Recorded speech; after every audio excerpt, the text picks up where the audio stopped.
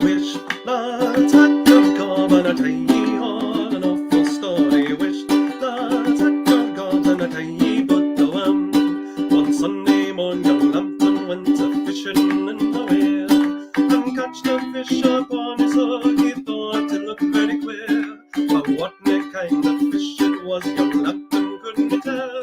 He wouldn't fash to carry it in, so he hoiked it down the well. Wish lads had come and I tell ye all an awful story. Wish lads had come and I tell ye but the no Lambton felt inclined to gun and fight in foreign wars. He joined the troop of knights that cared for neither woods nor scars, and off he went to Palestine, where queer things him befell, and very soon forgot the boon where queer women the well.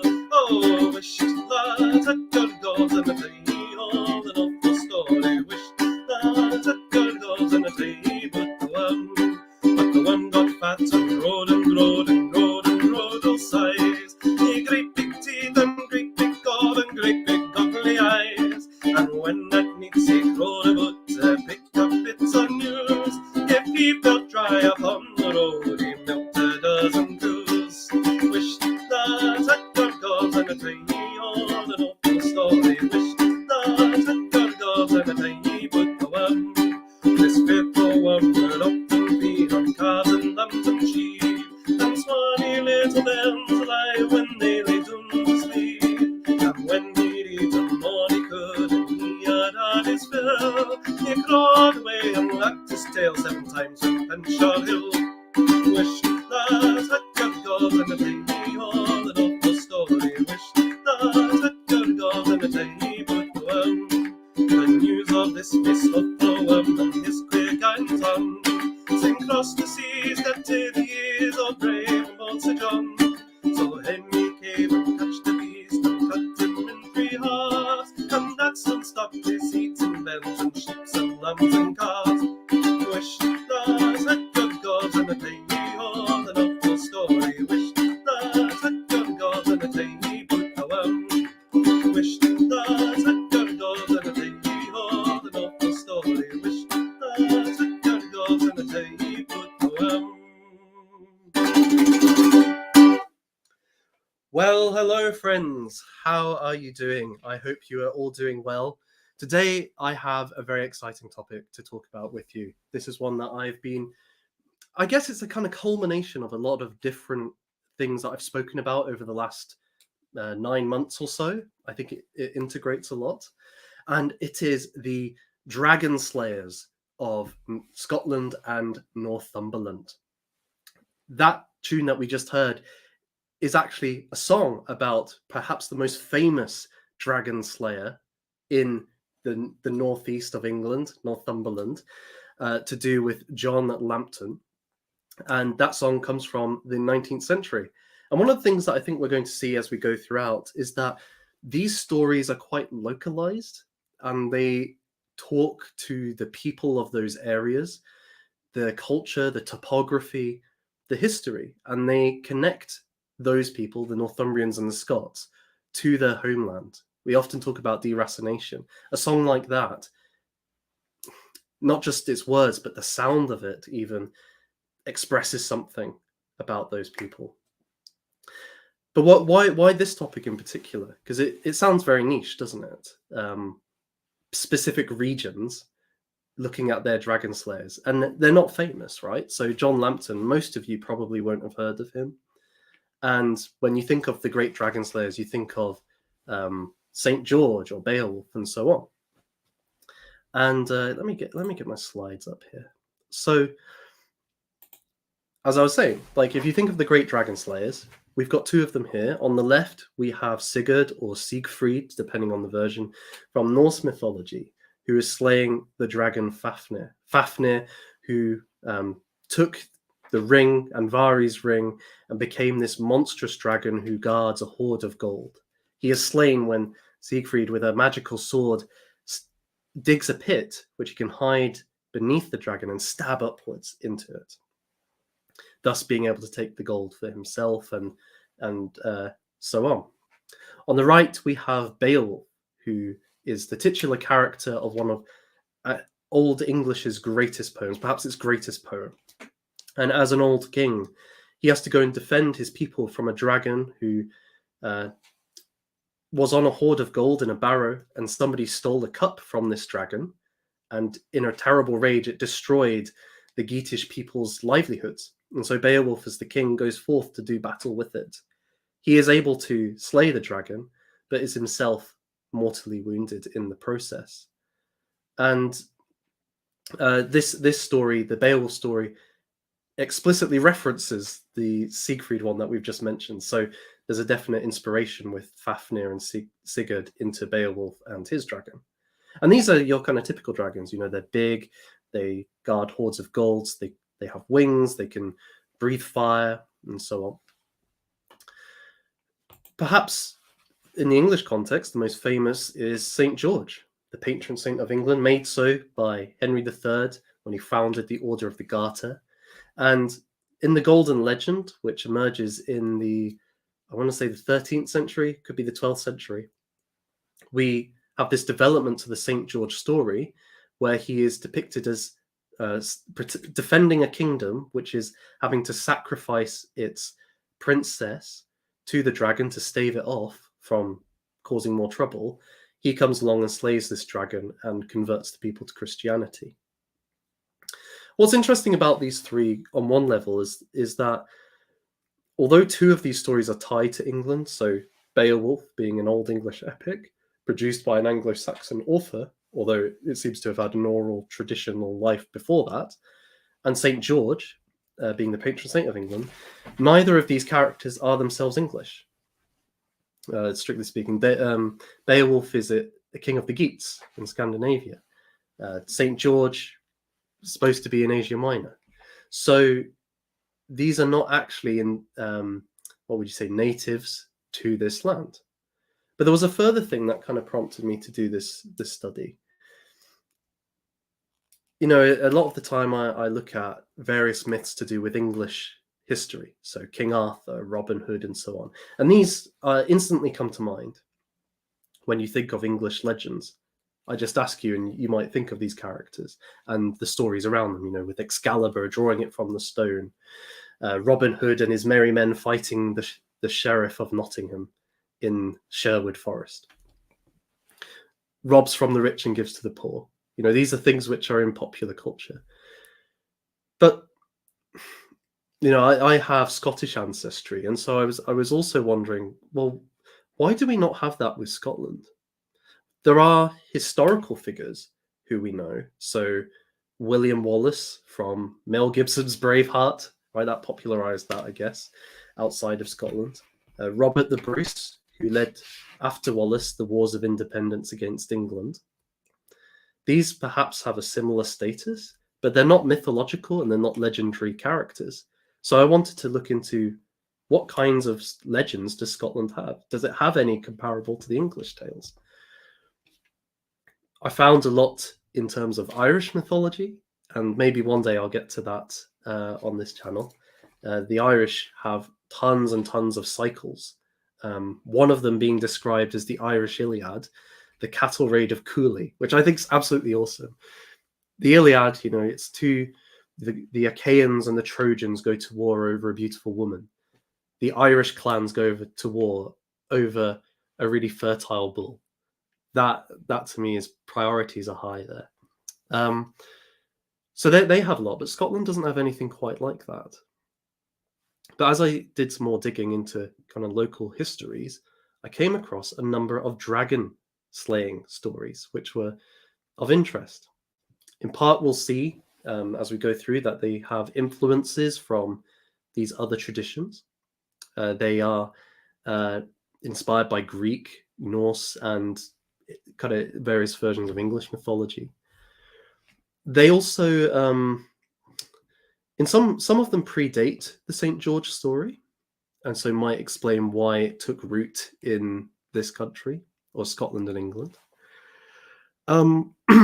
But also thematically, they draw together a number of things, which I think we've been looking at over the year, and it might be a good kind of case study to see them in practice. And then also, these are stories that you probably don't know. So it's always interesting to find out new things, and especially when other, they're tied to the land in a very particular way, which we'll see. I should say, in terms of geography, for those of you who are not from the United Kingdom, and probably anybody who's living in London doesn't know anything north of Watford. Northumberland is the very northeast of England, and it borders Scotland. And I'll have some maps for where these stories come from when we get to them. So let's start with the Linton dragon, or the Linton worm, I should say. The Linton worm. So if we get this, you can see here that this area here is Northumberland, and where it's not the biggest picture, but we could see you've got Scotland in the kind of northern half of this picture. Where the red arrow is just next to the border of Scotland and England. So it's just in Scotland. It's next to a place. This is Linton itself, the chapel that's in Linton today, and we'll be returning to that very shortly. Beautiful part of the world. But it's next to the town of Jedburgh. And Jedburgh had a very important abbey in the medieval era, going back pretty early. I think it had a community there in the Anglo-Saxon period. They are able to build the abbey after the Norman conquest and so on. And it was probably one of the major regional centres. So Linton's just outside of this. So it's like a rural place connected to a big hub of activity for medieval Scotland. And the story that we're going to be looking at has its origins roughly around 1071, or at least that's when the story describes. And it seems to have been, there's good evidence that it starts around that time too. So it's a very early source, predating the existence of this abbey. And the source I'm going to be reading from first, I'm going to read the story first, because I think it's a better way to do it, and we'll also be then able to comment as we go. It's from the Memoirs of the Somervilles, and the story revolves around the Somervilles. This was written, I think it was about 1500 or so about 500 years after these events.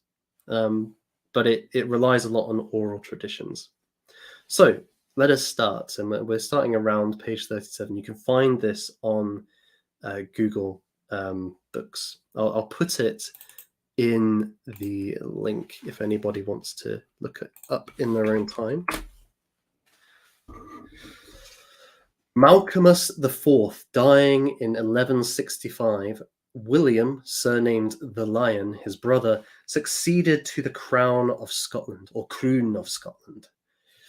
A prince of many eminent virtues, who was so far from discountenancing those that were in favour with his predecessor, or in his service, that upon the contrary they were highly esteemed of him, and not only continued in their service, but in time... Oh dear, my mouse has just decided to die, so I can't scroll down. Sorry about that, folks. This happens more and more.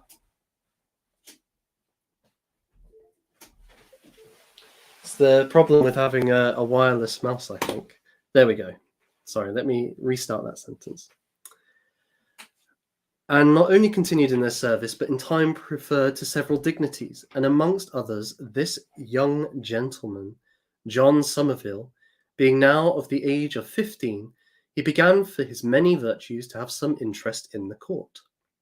But that which procured to him the honourable place of being the king's falconer, some 9 years after he entered into his majesty's service, and gave him the lands of the barony of Linton, was a very extraordinary and gallant action. So this is a young man, as they say, 24 when this action takes place. How the memory of it comes to have been omitted by the writers of our histories, I cannot understand, unless it proceeded from the dullness and ignorance of that age that left the very principal and grand occurrences, both in the church and state, and the persons that were actors, unknown to the future generations, giving us nothing to the purpose but the bare names of our kings and the times of their reign. However, according to the constant, uncontroverted, and general tradition of men until this present age, the story is this. In the parish of Linton, let me go back to the picture of it. There we are. Within the sheriffdom of Roxburgh, there happened to breed an hideous monster in the form of a worm, so called and esteemed by the country people, but in effect he's been a serpent or some such other creature, in length 3 Scots yards, and somewhat bigger than an ordinary man's leg, with a head more proportionable to its length than greatness, in form and colour, to our common muir adders.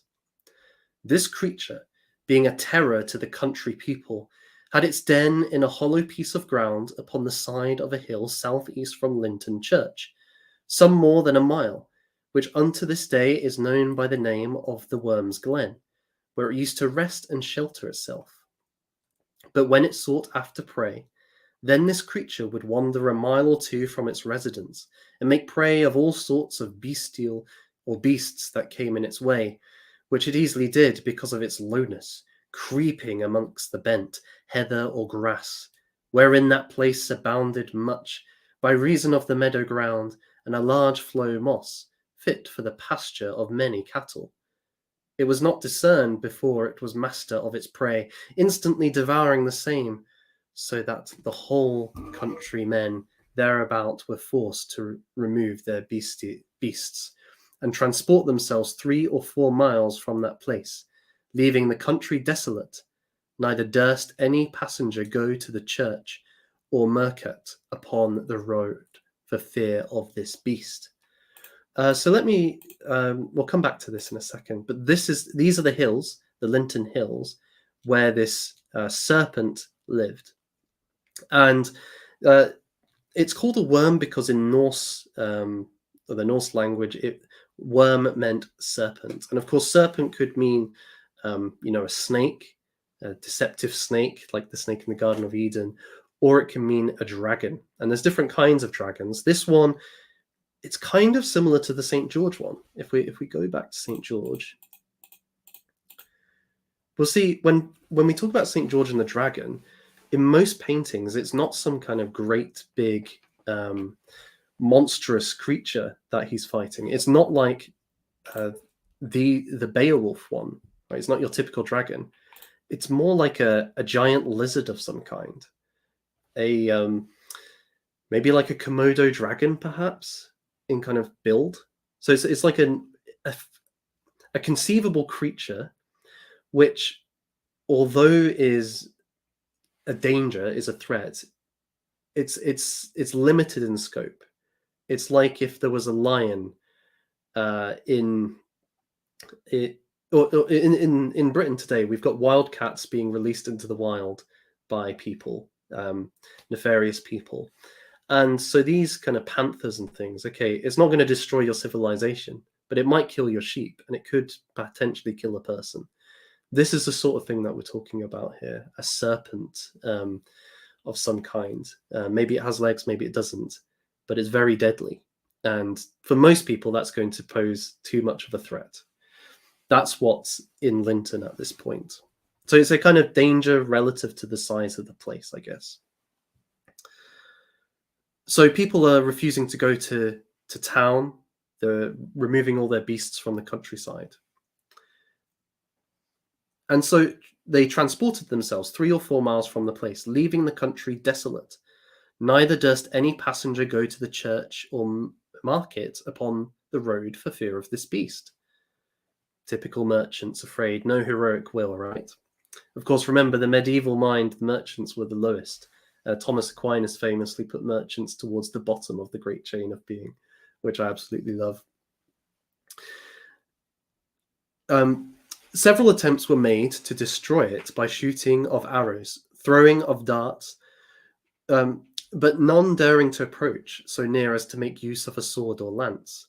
But all their labours were in vain. These weapons did sometimes slightly wound, but was never able to kill this beast. so that all men apprehended the whole country should have been destroyed, and that this monster was sent as a just judgment from God to plague them for their sins. During this fear and terror amongst the people, John Somerville, being in the south and hearing strange reports of this beast, and the south would be England in this geography, was, as all young men are, curious to see it. And in order thereto, he comes to Jedburgh, where he found the whole inhabitants in such a panic fear, that they were ready to desert the town or town. The country people that were fled there for shelter had told so many lies at first that it increased every day and was beginning to get wings. Others pretended to have seen it in the night, asserted it was full of fire, and in time would throw it out, with 1,000 other ridiculous stories, which the timorous multitude are ready to invent on such an occasion, though, to speak the truth, the like was never known to have been seen in this nation before. Let's just pause for a moment there, because I think this dispels something that is often circulated. There's often this idea that somehow people in the past were ignorant and stupid, but actually, in some ways, it confirms it, right? That they believed in kind of superstitious beings or exaggerated things. So they see thunder in the sky and they believe it's a god that's throwing lightning, right? And your typical kind of science bro kind of mocks the past for that. Here we have an account which is basically saying the common folk, who in this period would have been thought to have very little reasoning ability, are prone to superstition, who are going to exaggerate something like this. So although it's a threat to their livelihoods, it's not a massive dragon. But they start telling stories, and suddenly, before you know it, it's like the world-ending serpent, which is going to destroy them all. Maybe speaking perhaps to the psychology of the masses, that you can very easily manipulate large groups of people by getting them worked up about an issue, about a crisis, perhaps. You see this in modern PR all the time. One crisis to another keeps everybody on edge, keeps everybody unable to deal with the real problems at hand. Perhaps also it speaks to the inability of the masses, the unorganized crowd, to effectively respond to danger. And we see that today in our own country, right? There's many people who are angry about the Conservative Party's policies, about mass immigration, for example. Let's just take that. Or woke policies in universities and schools and so on. But they're not well organized. They're just a number of voices crying out. There's a number of people online too who are maybe giving vent to these things, but there's not an actual organization able to, or a group who are able to respond effectively. And so the story is kind of drawing our attention to this in a not so subtle way, that the masses are incapable because they can be easily manipulated, easily worked up to misapprehend the nature of the crisis, and then are themselves too weak or disorganized to respond properly. They are not individuals of sufficient virtue, perhaps, as well, to respond in this way. They're ordinary folk, right? That's part of the idea. However, this gentleman, John Somerville, continues his first resolution of seeing this monster, befall him what will. Therefore he goes directly to the place about the dawning of the day, being informed that for ordinary this serpent came out of her den about the sun rising, or near the sun setting, and wandered the fields over to catch some prey. He was not long near to the place when he saw this strange beast crawl forth of her den, who, observing him at some distance, being on horseback, it lifted up its head with half of the body, and a long time stared him in the face with open mouth, never offering to advance or come to him. Whereupon he took courage, and drew much nearer, that he might perfectly see all its shapes, and try whether or not it would dare to assault him. But the beast, turning almost in a half circle, returned to the den, never offering him the least prejudice. Whereby Somerville concluded that this creature was not so dangerous as the report went, and that there might be a way found to destroy the same. Being informed of the means that some men had used for that end already, and that it was not to be assaulted by sword or dagger, the ordinary arms with the lance at that time, because of the near approach these weapons required, if the beast were venomous, or should cast out any such thing, he might be destroyed without revenge. Being apprehensive of this hazard, for several days he marks the outgoings, creeping and entering of this serpent into her den, and found, by her ordinary motion, that she would not retire backward, nor turn back, nor turn, but in half a circle at least, and that there was no way to kill her but by a sudden approach, with some long spear upon horseback. But then he feared, if her body was not penetrable, he might endanger not only his horse's life, which he loved very well, but also his own, to no purpose. Let's just stop there for a moment and pick up on two things. So we've just mentioned the kind of superstition of the local people, and they're telling all these wild stories. One of the first virtues that we see with John Somerville is he doesn't just listen to these stories. He goes and verifies them for himself. He's intelligent. He wants to see what the real situation is. And this perhaps also ties into, I think, quite a British trait, which is embodied in the empiricist tradition. The idea that we should base our views about the world upon experience and not prior theory is something which comes to become a strong part of our intellectual tradition. And Somerville has that too. He's basing his assessments not on hearsay, but on his own observations, in conjunction with what others have said about the weapons. Secondly, his concern for his horse. This isn't just a man who is just going to go in rashly and endanger the lives of others, such as his horse, which he loves. He's going to approach this problem in a way which does so in a reasonable way, that it's not unnecessarily putting his horse or himself at risk. It's sensible. And in some ways, this differs from the some aspects of the Norse and Saxon mythological tradition, which are earlier than this. We see this particularly in the Battle of Maldon, where actually, a better example, sorry. If you want to see the Battle of Maldon, I've done a stream on that before. But a better example is when Beowulf fights Grendel in the epic poem Beowulf. Grendel's this great monster who has killed many men, and Beowulf plans to fight it. But because Grendel has no weapons of his own, Beowulf says, I will not fight him with any weapons. I'll do it, arm to arm, barehanded. Now, this is an example of what, and Scandinavians, please don't take offense of my terrible pronunciation. But I think this is an example of what the Norse would have called a drengir, a courageous, bold man who has a sense of fair play and honesty. Treats his opponent with respect and kind of gives him an equal playing field to then have a duel or a fight. But in so doing, Beowulf puts himself, and this is Tolkien's criticism of Beowulf puts himself in unnecessary danger and thus endangers others in the process. If he just goes in with swords, he gets the job done very quickly. As it is, one man is killed before Beowulf is able to fight Grendel.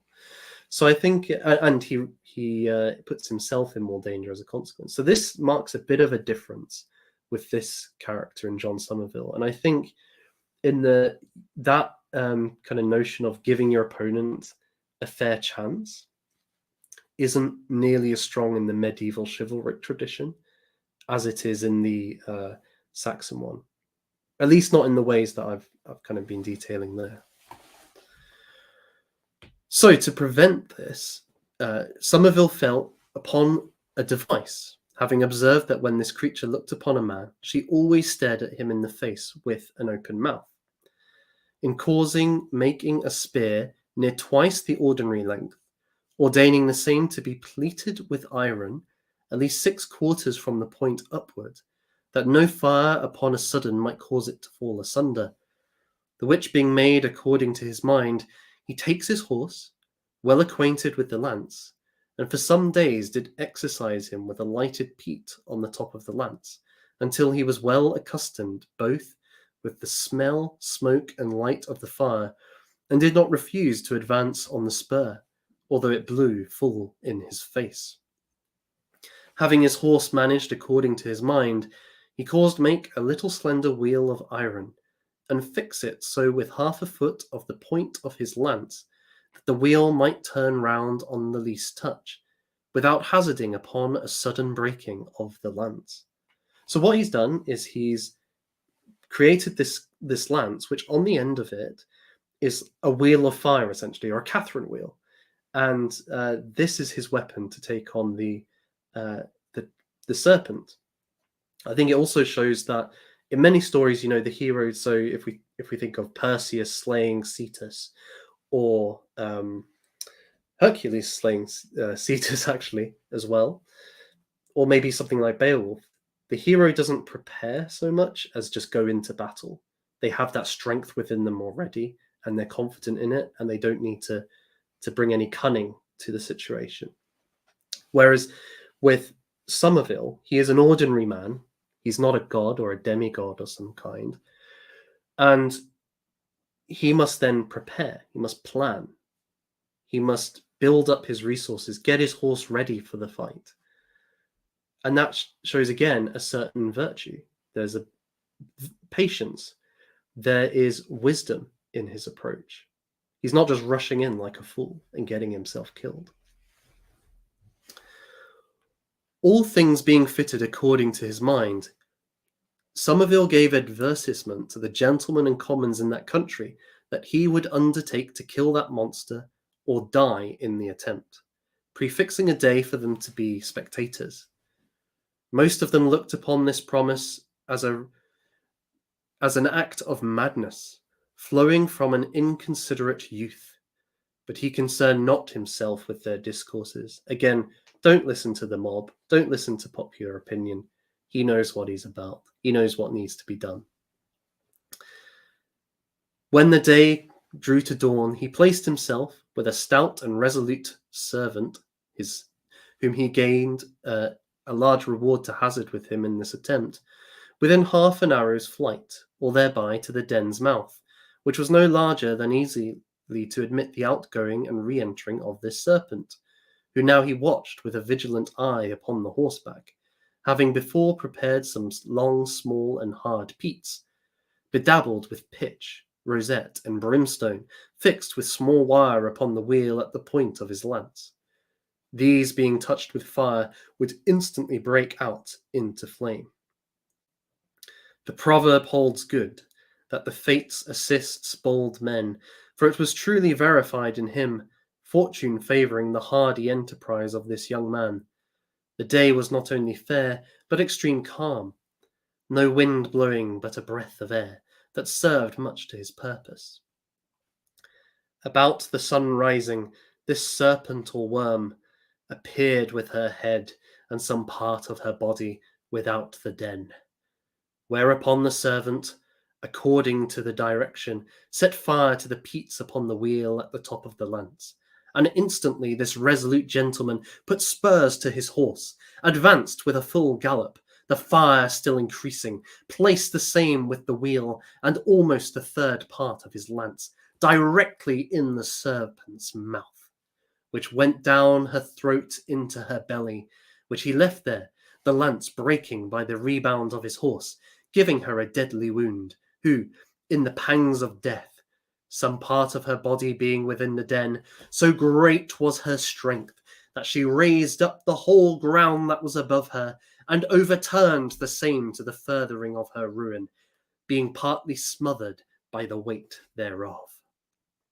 Thus was she brought to her death in the way and manner rehearsed, by the bold undertaking of this noble gentleman, who, besides an universal applause, and the great rewards he received from his gracious prince, deserved to have this action of his engraven on tables of brass, as a perpetual memorial of his worth.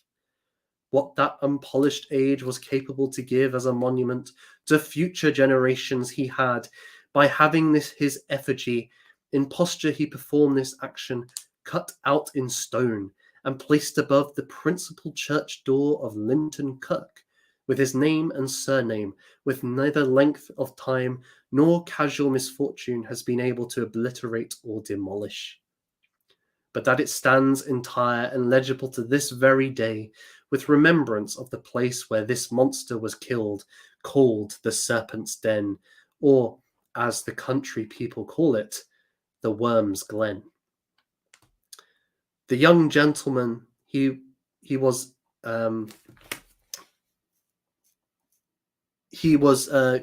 much esteemed of this by his royal master, King William the Lion, by whom he was not only honoured with knighthood, but also rewarded in having the lands and barony of Linton conferred upon him for that particular service done to his country, by the grants of the lands, and the charter's date, which was in the year of Christ 1174, being the 9th year of King William's reign, we conclude that the surname of Somervilles settled themselves in Scotland by having property thereof, the baronies of Linton. So quite a lot there. Let's see. So this is the parish church of Linton, and you can see on the left-hand side, next to a wee tree, there is a door, and above it, or kind of in the door, in the arch, there is a kind of stone plaque.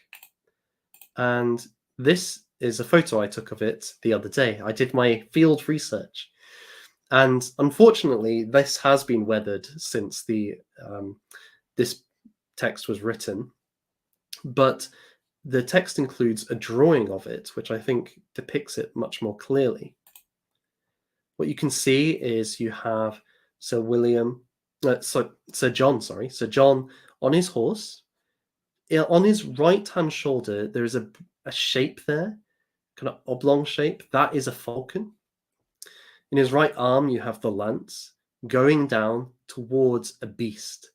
Now, it could be the serpent. If we go back to this one, you can't see as well on that. Essentially, it looks like there's another beast behind it, and it looks like it has legs, potentially. So this is a little bit confusing. Is it a serpent? Is it actually a wolf or a bear of some kind? Either way, this image is above the church door. So we have confirmation of that part of the story, at least. Or at least there was a memorial from a very long time ago. Go there. In turn, we also hear that he is rewarded the barony of Linton for slaying this dragon. And so this was the point I was making about the size of the worm in the St. George tale being similar. This is from inside Linton Parish Kirk, and although I couldn't get a great picture because it was very dark inside. This is the coat of arms of the Somervilles. You see it with 3 stars there. And if you look at the top of it, between the 2 heads of the dogs, there's a green kind of shape. And that is actually a dragon. And if you look at the left-hand side, it's spewing fire. And Ragplays makes a very good point. There's a wheel on the crest too. So we're actually seeing this story being integrated into the family crest, which goes on for generations as to where they come from, why they're on that land. And I think this points to a few things then, thematically, that we can talk about.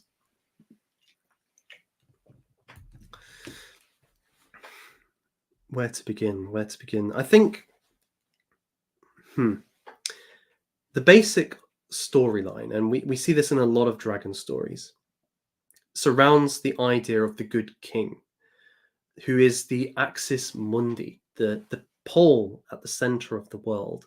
There was this idea in medieval thought and ancient thought that the good ruler brings about harmony on a social level, which is integrated with the cosmological harmony and order. And so, if you have a good ruler, if you have a virtuous king who defends his people, protects them, helps them to flourish, then the land is how it should be. It will flourish. But if you have a bad king or an absent king, then things are out of order. There is disorder on a moral, social, and cosmological scale. And so things will fall out into disaster. We see this in this story with the Linton worm. The people believe that this worm has been sent as a punishment by God for their sins, and there is nobody in the locale to defend them.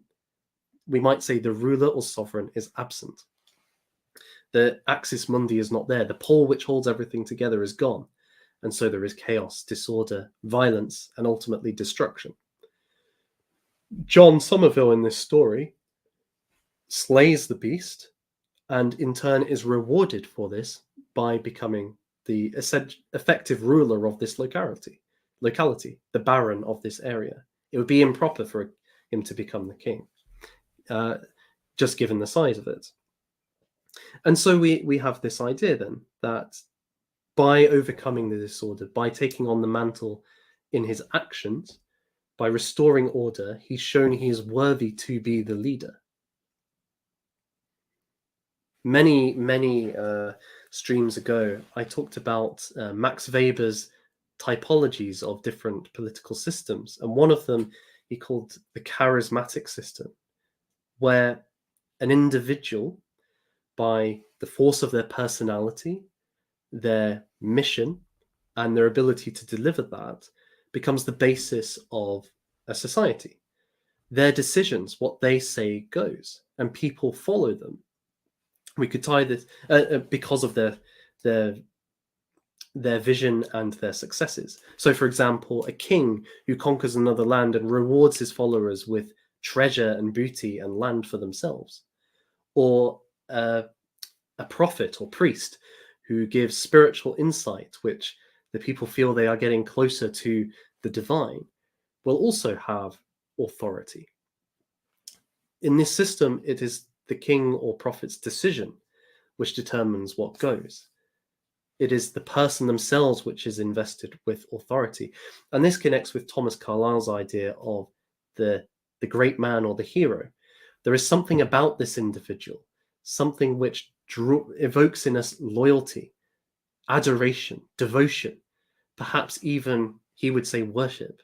But certainly, we just respond to such a great man instinctively and know he should lead us. And we don't need to think about it. We just feel it. We intuit it. And he goes through a number of different ones. We might say it's a form of natural hierarchy, but certainly it's a very different system to the one that we exist in now, which what Weber would call a bureaucratic system, where authority does not reside in an individual per se, but in a system of rules which are administered by officials. And all of these officials are replaceable. If one of them goes, you can bring another one in.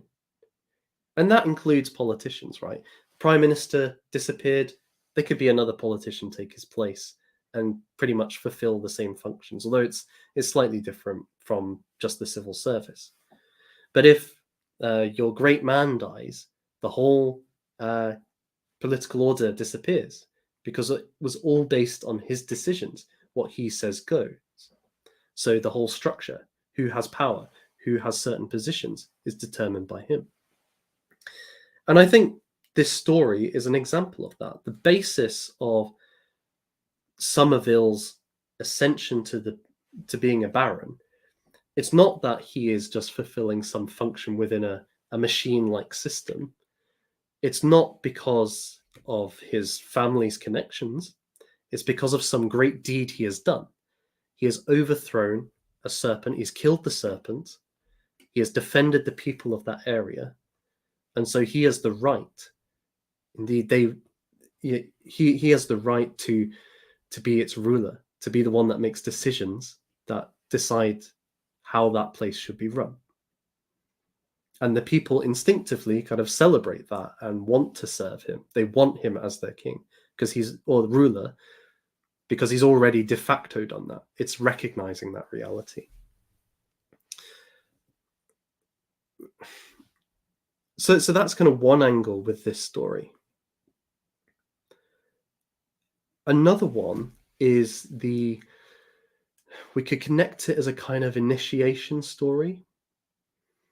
And this ties in with the whole manabund idea, or korios. This existed in the ancient world, in Proto-Indo-European cultures, where a lot of adolescent men from kind of noble families or prominent families would be placed within groups of young men, a kind of brotherhood of men, who were set out onto the peripheries of society. And during this period, they would have to kind of they would be a war band. And as they weren't allowed to kind of attack their own people, but they would be sent off to go and raid and pillage and find new lands and conquer and so on. And in this way, they would prove themselves, become initiated into adulthood, and become a true warrior of the nation through their exploits in the manabund. Now, this idea seems to carry on to a certain extent, and we can see with Somerville. Remember, it makes a point of saying he's a young man when this happens. He's 24, and the local people say, "Oh, he's fighting this serpent. That's just the folly of youth. He thinks he can conquer the world, but we know better than him." So he's a young man, and he's not proven himself yet. He doesn't have his own land.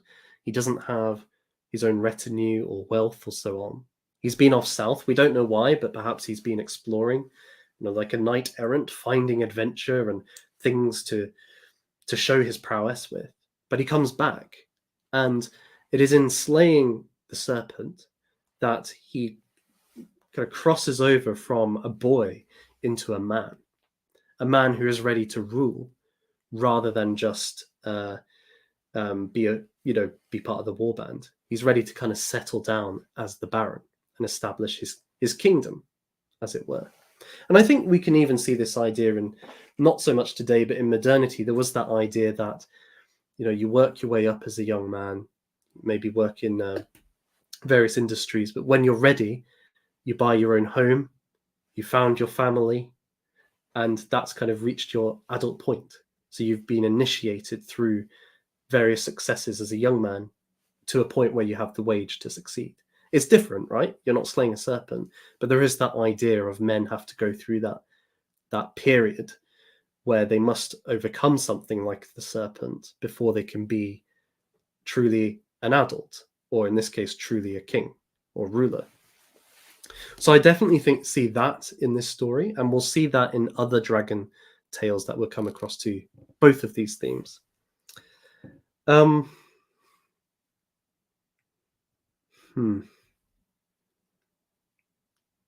think maybe a third idea here, and after this one, we might move on to a couple of the other stories, is that Tolkien talks about the Germanic view of the world, which is shared by the Norse, the Saxons, and so on, which informed the Lord of the Rings as being something like this, that you have these kind of islands, these pockets of safety, your Great Hall, for example, which is somewhere of warmth and wealth giving and fellowship, drinking with your friends and so on. But the world outside is filled with darkness, evil, chaos, monsters. The monsters in the wilds who want to devour mankind. Indeed, this is displayed in his view in the mythology itself of the Vikings. Odin leads the gods in war against the Jotnar, the giants, and all of the monsters. And it's a dualistic fight. It's not like, in his view, it's not like the Greek stories where you have various gods doing their own exploits, but they're not fundamentally against the gods per se. whereas this is the gods versus another faction, the gods and humankind against the powers of darkness. And ultimately, a Ragnarok, these two sides go to war or battle. And for him, this translates into the Saxon world as well, of Beowulf, of the Wanderer, of the battle, of various other stories. And you can see that in the Lord of the Rings, right? If you think of the world in that, the hobbits leave the Shire, this kind of nice little secret haven, and they go into the wilds, and there's all these dangers that they must face: orcs, trolls, the ring wraiths. And there's only a few places along the way that provide comfort and safety: Rivendell, Lothlorien. Everywhere else, they're kind of constantly under threat. They might come across something which wants to devour them. Indeed, the natural world itself, the trees, Old Man Willow, or the mountains are against them. So it's a hostile world. And I think we can kind of see this in this story, that I should say before that as well, for Tolkien believed this dualistic view of the world between forces of good and evil, or the gods and the monsters, translated well, or was quite amenable to Christianity, which itself has this strong theme of light and darkness, of the divine versus the demonic, of the holy versus the sinful. And so when Christianity came to these peoples, certainly in an English context, it could easily be taken over, could be easily adapted to this kind of framework. And so when we come to this, so Beowulf, for example, Grendel, the monster Grendel, is described as a son of Cain. So that's a biblical reference. He is cursed because Cain's posterity are cursed for his sin against God. And so the story is framing it as, it's not the gods versus the monsters, it's God versus the demonic, as it were. And Beowulf is almost a holy warrior in that regard. Well, in this story, what do we find? We have a serpent. Serpents, what's the connection here? Well, in the Garden of Eden, we have the serpent which lures mankind into the original sin. And this is often associated with the devil, with Satan, who in the book of Revelation appears as a great red dragon, again, another serpent. So we have a being here, and it's important. It could have been a wolf, it could have been a bear, it could have been another kind of monster. No, it's a serpent which afflicted the people of Linton. So this is automatically putting us in mind of something like the demonic. And when we connect this to the fact that this is seen as a punishment from God, this worm, upon the people's sins, well, we know the angel of destruction is often tied to the satanic. Satan can be used as an agent of destruction for the divine upon those who are worthy of God's wrath.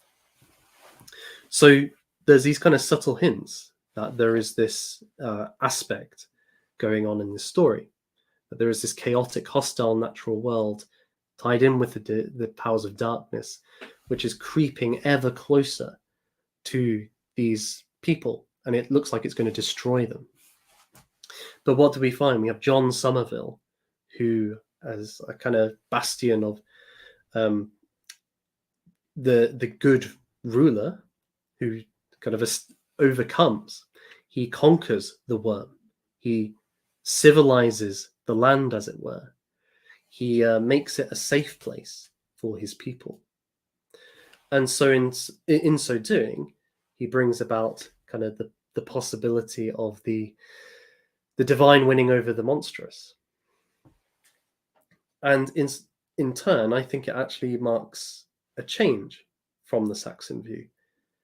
In some ways, it's like the world before John Somerville is this hostile world with these monsters in it.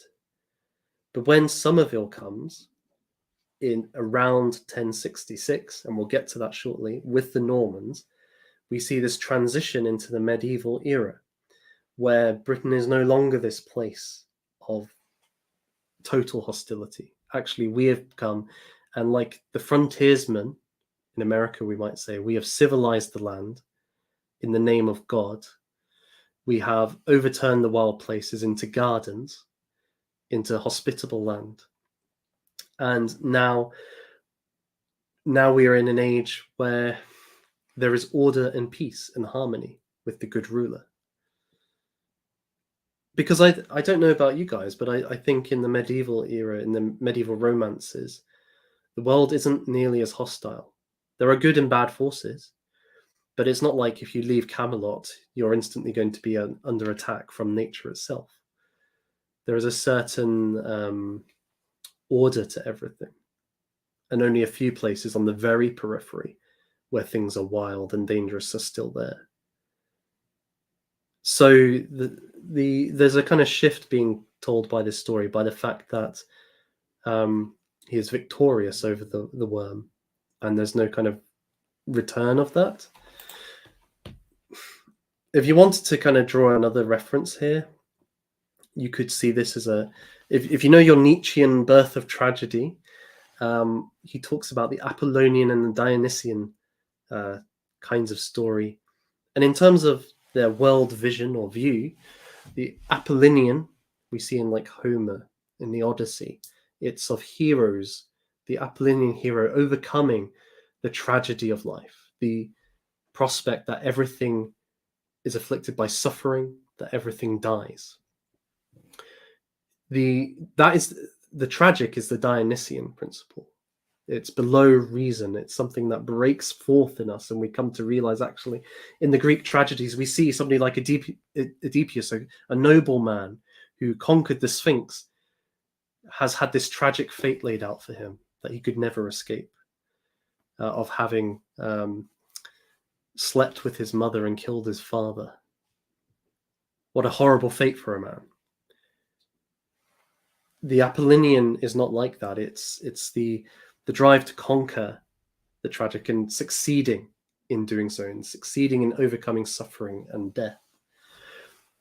In that book, Birth of Tragedy, Nietzsche sees it actually as a kind of we need that most people can't deal with the stark reality of life, that it is filled with suffering and death, and that's really what's there. The Apollonian story kind of is an illusion which helps most people to face the suffering of life, because there's a kind of belief that it can be overcome. Perhaps this story is part of that tradition then, because it basically says the serpent has been defeated by the good king, and there is order and flourishing and prosperity since that point. I'll leave that up to you, what you think. It's something I kind of wrestle with a lot. So yes, we can see then, so let's just lay out very briefly the three themes that I've just discussed. You have the nature of kingship, or what a good ruler is heroic, conquering the foes of the people, protecting them, and thus re-establishing order, as Ragplay says, healing the land, and so on. When it comes to this process, it is an initiation for the man who does that. He moves from being a boy to an adult, from a wanderer seeking adventure to becoming the great patriarch of his people. And then finally, this marks perhaps a transition from the Saxon Norse view of the world as a hostile place to the Norman confidence or medieval confidence that knightly virtue can overcome such travails. So we've said quite a lot about the Linton worm, so let us move forward. If you have any questions, though, please do put them in the chat. Any super chats are most welcome as well. So yes, this is a very short story, but it brings a point which is connected to the Linton worm that I wanted to raise, which is the Sockburn worm. And the Sockburn worm is connected. Well, you can see here, we are a bit south of the border here. We're at the kind of southern end of Northumberland, the northern tip of Yorkshire, where that red dot is, just below the city of Durham, which is has a very famous cathedral. I'm trying to think. You can see Manchester there on the left. That's obviously where Manchester United play. So you can see it's a bit further north than there, quite a bit further north. Sockburn again is a very small place, and it has a very interesting tradition connected to it. This is a falchion, and it is a particular kind of sword. You can see it doesn't have two edges; it has just the one edge for kind of fighting with. And these were typical in the high medieval era, used in European warfare by various warriors. There's several examples of kind of Anglo soldiers using these swords in illustrations. This comes from a slightly earlier time than that. The estimates are in the 1200s, perhaps. And that's because the emblems upon it, there are 3 lions on the pommel of this. You can't really see them here, but they're on the edges of it. That is during that period becomes the symbol of England, the 3 lions. There is also symbols connected to Richard the Lionheart on this pommel. So that would suggest it's got to be around the kind of 12th century or 13th, very late 12th century at the earliest. At least with the handle. I have a theory that the blade is a bit older, but we'll get to that. So this is called the Conyers falchion. And let me get my notes up here. The Sockburn worm. So the Sockburn worm, again, very much like the Linton worm, it's actually a bit different, I should say. It's about the same size, so 3 yards long or 3 meters long, and it's a wyvern. So that means that it had wings and it could breathe fire, and it had a pointed tail with a venomous stinger. Now, we don't have much of a story in terms of the details, but what happened was a man called John Conyers took this falchion and he slew the Sockburn worm. He confronted it and he basically took it to pieces. Now, there is a tradition tied with this that the Bishop of Durham, which was a very important bishop in the medieval and Saxon period actually as well, probably one of the first bishops in English Christianity. When a bishop was made a bishop of Durham, they would do this at a local ford or bridge over the River Tees, which is one of the local rivers. And there he would be presented with this falchion that John Conyers used on the worm. And the Lord of Sockburn traditionally reads a speech while presenting this blade. And I've put it in the stream, right? So you can see, my lord, I hereby present you with the falchion wherewith the champion John Conyers slew the worm, dragon or fiery flying serpent, which destroyed man, woman, and child, in memory of which the king then reigning gave him the manor of Sockburn,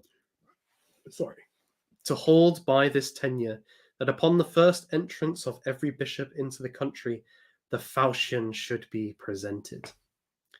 The Bishop of Durham would then represent the sword to the Lord of Sockburn, or the manor owner of Sockburn, as his right of tenure to that land. So we have this weapon, which is being associated with a mythological story, having an important role within the actual, first in the religious kind of ceremonies that are taking place, that it actually has a significance that needs to be done. Although it stopped in the 17 or 1800s, I'm afraid. I wish they still did it. But that took place during the ceremonies.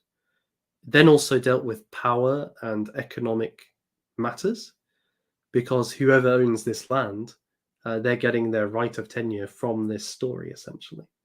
The basis, the justification for them to have this land is through the association with this weapon. that it was used to slay the monster. I find that fascinating, that a story can be bound up with a weapon in such a way that it has repercussions years to come. We can see then that it's not just so, like with the Linton example, we saw that he had carved his exploits upon a stone put on the church doorway, so that it would be remembered. So we have there a visual depiction of why he is John Somerville was the Baron of Linton. It's a reminder to all the people. It's also telling them kind of the foundations of the people. It's a foundational story. Why do we exist at all? This man protected us when we needed him most. In this case, it's an object, an actual sword, used by a dragon slayer to say, this is who we are. This is why we exist at all. This is why we have the Conyers as our lords, because in days of old, one of their number slew a dragon for us. And so we are grateful to that man, and he has the right to lead us. He is such a hero.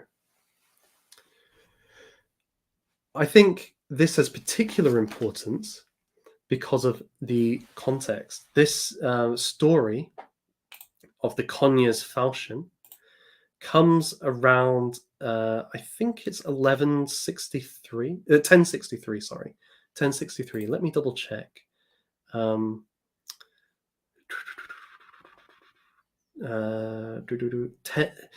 Yes, 1063, that this sword, this land was presented to Sir John Conyers, having killed the dragon with the sword.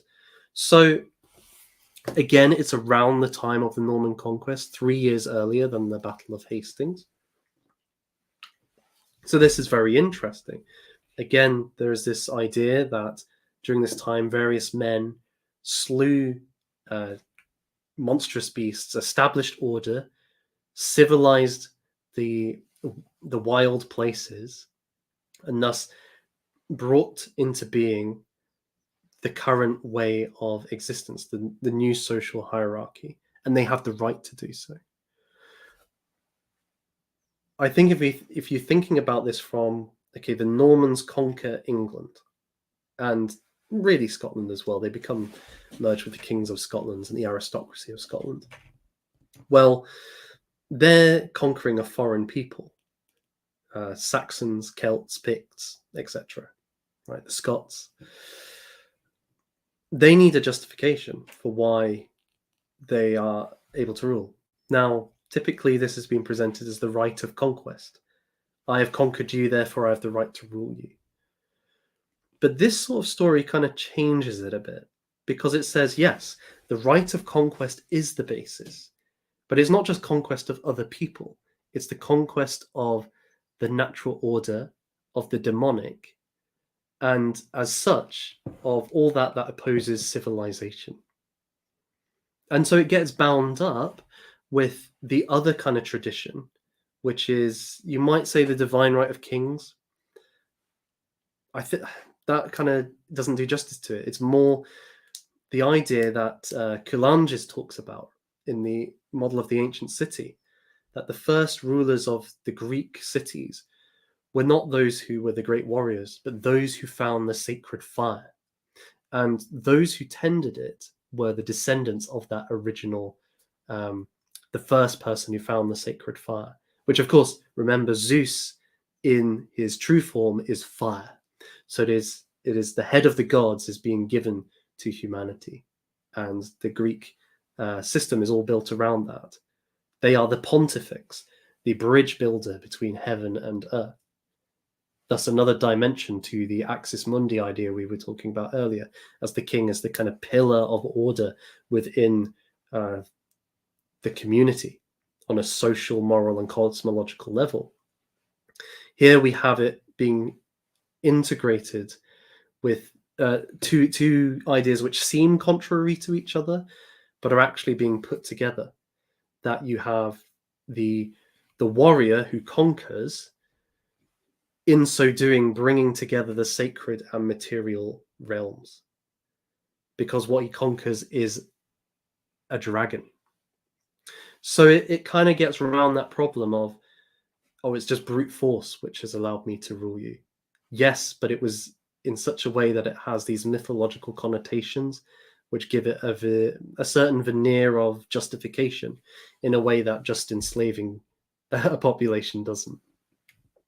So I think that's quite an interesting connection we can make with the Somerville and Conyers cases here, that they're ways for the aristocracy to justify their rule, to cement their place in a local context, and thus establish the order moving forward.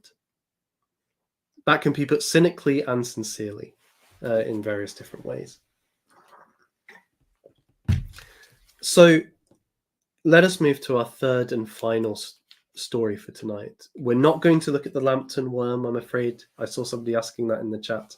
I think because it's just it throws open a lot of other themes that I think are a bit much for this stream, but it's very interesting. And I mean, I sang the song at the beginning, so there was some allusion to it and its Northumbrian roots. But we're going to the very top of Scotland now in this story. Oh, before I do, sorry, I've missed something very important here. So actually, the story of John Conyers and the falchion that slew the Sockburn worm, this one we have here, inspired Lewis Carroll. And Carroll was raised in this part of the world, and he would go on to write Alice in Wonderland and Alice Through the Looking Glass. And it is thought that this tale that we've been discussing influenced his poem, The Jabberwocky. And I'm just going to read the poem very quickly. It's a kind of nonsense poem, but there'll be certain bits that you might think, oh yeah, that sounds like it could be connected. 'Twas brillig, and the sliffy toves did guard and gimble in the wabe. All mimsy were the borogoves, and the mome raths outgrabe. Beware the Jabberwock, my son, the jaws that bite, the claws that catch. Beware the Jubjub bird, and shun the frumious Bandersnatch. He took his vorpal sword in hand, long time the manxome foe he sought. So rested he by the Tumtum tree, and stood a while in thought. And as in uffish thought he stood, the Jabberwock, with eyes of flame, came whiffling through the Tugly wood, and burbled as it came. 1, 2, 1, 2, and through the vorpal blade went snicker-snack. He left it dead, and with its head he went galumphing back. And hast thou slain the Jabberwock? Come to my arms, my beamish boy. O frabjous day, Calhoo, Calais, he chortled in his joy. 'Twas brillig, and the slithy toves did jar and gimble in the wabe. All mimsy were the borogoves, and the mome raths outgrabe. I think the real connection there, obviously, there's a worm, a very dangerous kind of wyvern that can fly and shoot fire, and the sword, the vorpal blade, which slays this beast. So those are two relatively close by stories that we've just had of Linton and Sockburn. There are others around the borders as well, and I find it interesting that it's there are other places in England and Scotland that have dragon stories, but the borders seems to have a lot of them. And of course, this was a contested area between England and Scotland, where there was a lot of lawlessness, that there were a lot of raiders who stole cattle and sheep and so on. Perhaps there was also, this is just speculation, but there may have been more dangerous animals because of the lack of order in the area. So you could reason perhaps that was also a factor here. There's a certain plausibility to these dragons, or they are a manifestation of this chaotic, anarchic situation that needs to be put right by the hero king. This third and final tale that we're going to be looking at comes from the very far north of Scotland. And it's a folk tale from the island of Orkney, which you can see if you look at the very top of the mainland, just north of it is a kind of island. It says Kirkwall and Stromness. Those are the islands of Orkney. So they're very far north of Scotland. And this tale deals with the store worm. The store worm. And this has a decidedly different feel in some ways to the other two. It has many more allusions to Norse tradition. And that might be to do with the fact that the islands up that way, such as Shetland, the Faroe Islands, of course, Orkney itself, have a very strong links with Scandinavia. Even before they were conquered, there was a lot of interflow between there and Norse regions. So they've always felt different as a people from like your lowland Scotland. They're a blend of kind of various different influences, a Scandinavian one being very foremost. And you'll see that in this tale, which again has been passed down through oral tradition. So, Asipattle was the youngest of 7 sons. He lived with his father and mother and brothers on a fine farm beside a burn. They all worked hard except Asipattle, who could be persuaded to do little. He lay beside the big open fire in the farm kitchen, caring nothing that he had been covered with ashes. His father and mother shook their heads over him. His brothers cursed him for a fool and kicked him. Everyone hooted with mirth when Asipattle told of an evening stories of incredible battles in which he was the hero. So before we go further, Asipattle, it comes from Norse, and it is in kind of Viking language, it would have been something like covered in ashes. So we're seeing that already. He sits by the fire and lets himself be covered in ashes. He is the runt of the litter. He is a weakling. He doesn't seem to work hard. He doesn't seem like a hero, but yet he obviously has within him this notion that he is called to be a hero of some kind. He can foresee that he will be in great battles, or at least he can imagine it being so. And others laugh at him, but he knows that there's a seed in there somewhere, that he's meant for something more than just working on the farm, let's say. One day, awful news reached the farm. It was said that the Mucklemester store worm, that is, the master store worm, was coming close to land. The store worm was the most dreaded creature in all the world. People grew pale and crossed themselves when they heard his name, for he was the worst of the 9 fearful curses that plague mankind. If the earth shook and the sea swept over the fields, it was the store worm yawning. He was so long that there was no place for his body until he coiled it around the earth. His breath was so venomous that when he was angry and blew out a great blast of it, every living thing within reach was destroyed, and all the crops were withered. With his forked tongue, he would sweep hills and villages into the sea, or seize and crush a house or ship, so that he could devour the people inside. So just a note on the actual name here, the master store worm. Again, in Norse, store is the bringer of battle or the bringer of storms. So this worm is a bringer of destruction, of conflict, of disaster. And this isn't just any worm, it is the master of all these worms, the greatest of the sea serpents which can do this. And indeed, the word serpent, well, in Norse mythology, what do we have? We have the world serpent, Jorgmandur, who circles the entire world. In a sense, it's a funny one with Jorgmandur because actually his being there brings a certain order to it. If he was lifted out, the world would kind of break apart. That comes for in one of the stories with Thor and Jorgmandur when he's trying to fish your commander out of the water, and one of the giants there is like, no, don't do it. You're going to destroy the world in the process. But the store worm isn't like that. It's rather an agent of darkness and evil, which destroys civilization.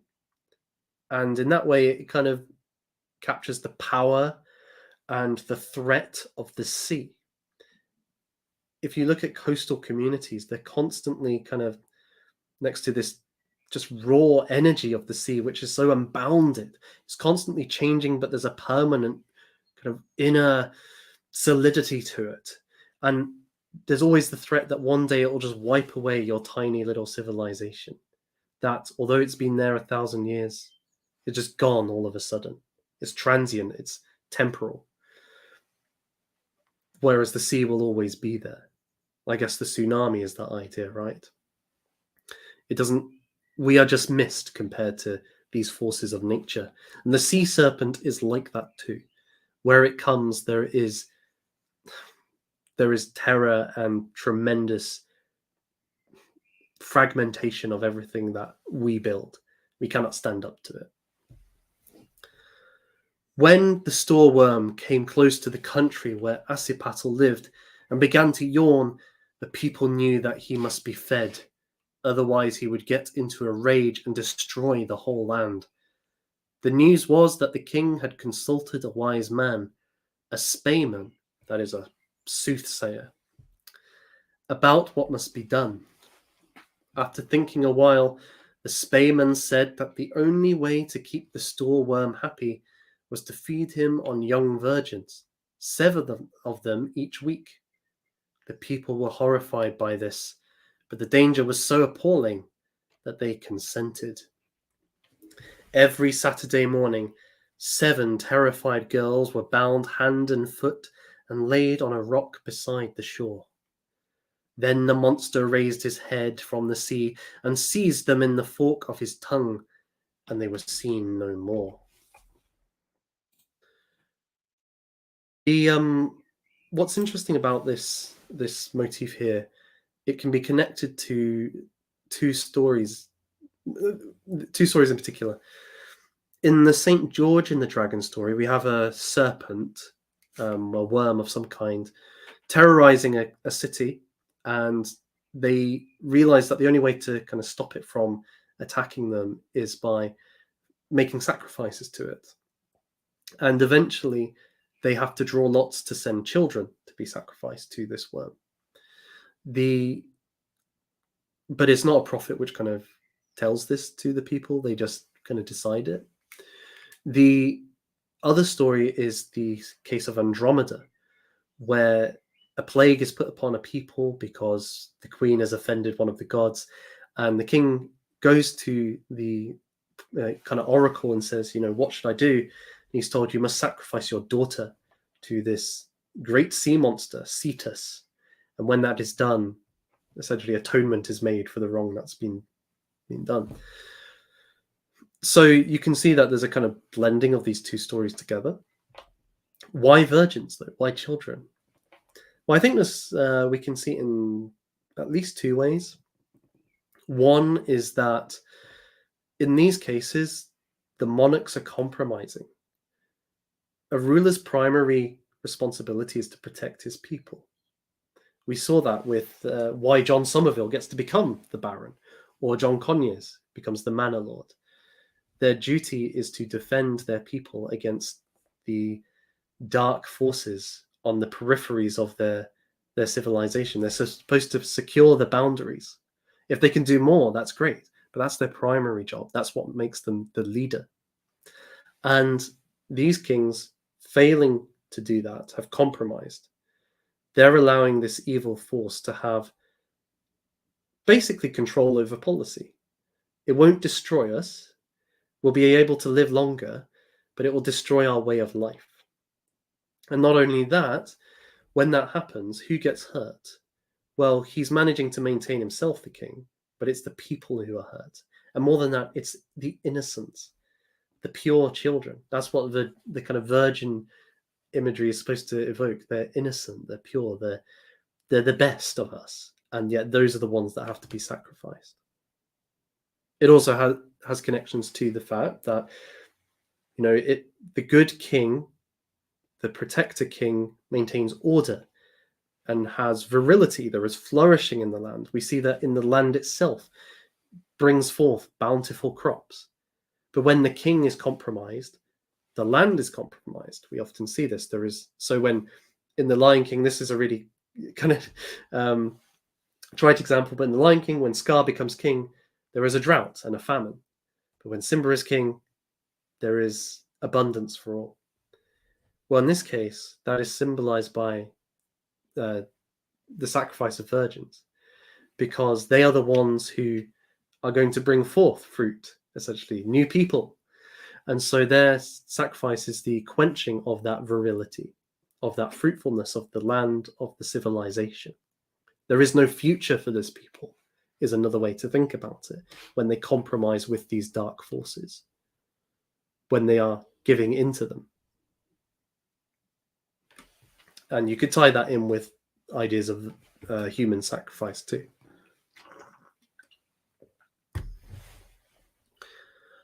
As they listened to what the king's messenger, who had brought the news, had to tell, the faces of Asipatel's father and brothers grew grey and they trembled.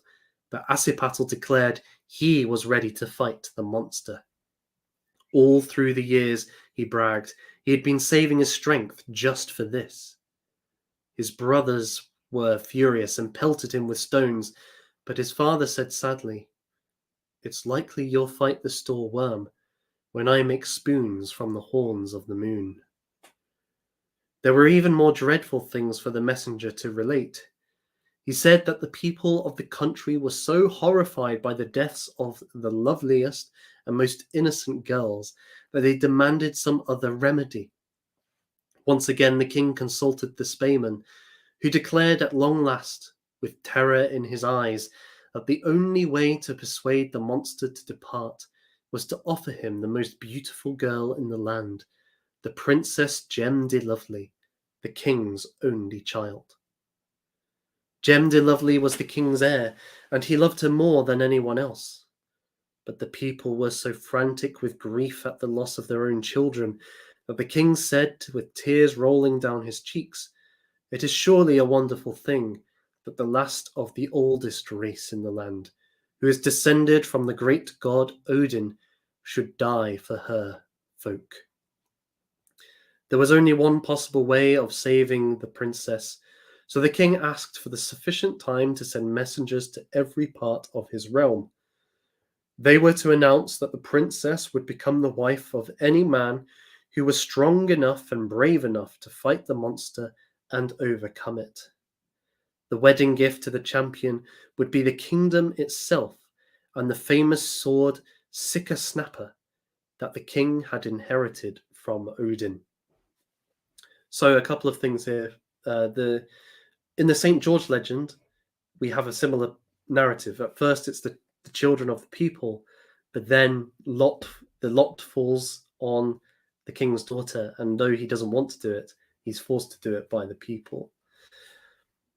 So this again, it's not just the future of the people; it's the future of the kingdom now is going to be devoured by this snake, by the sea serpent. It's the persistence of wickedness within the realm, the failure to act courageously and root out evil to protect its borders it's not even destroying their way of life. In time, it destroys the people themselves completely, their future. I don't have to spell it out for you that this seems very prescient for our day and age, where people are culturally losing their way.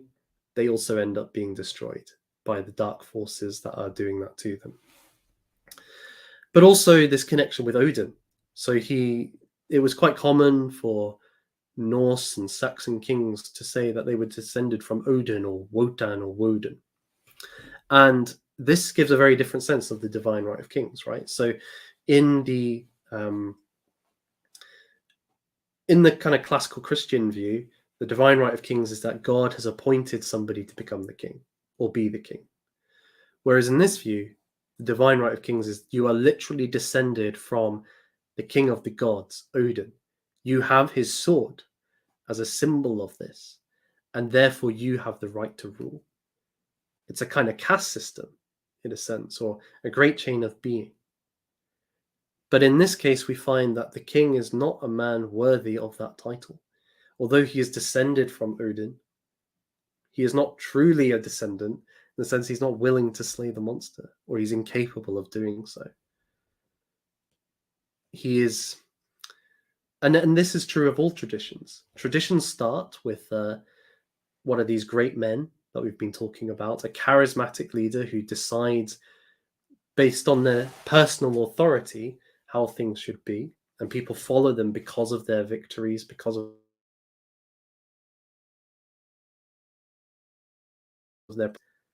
their decisions become formalized into traditions, and people try to continue on the decision making of the original founder.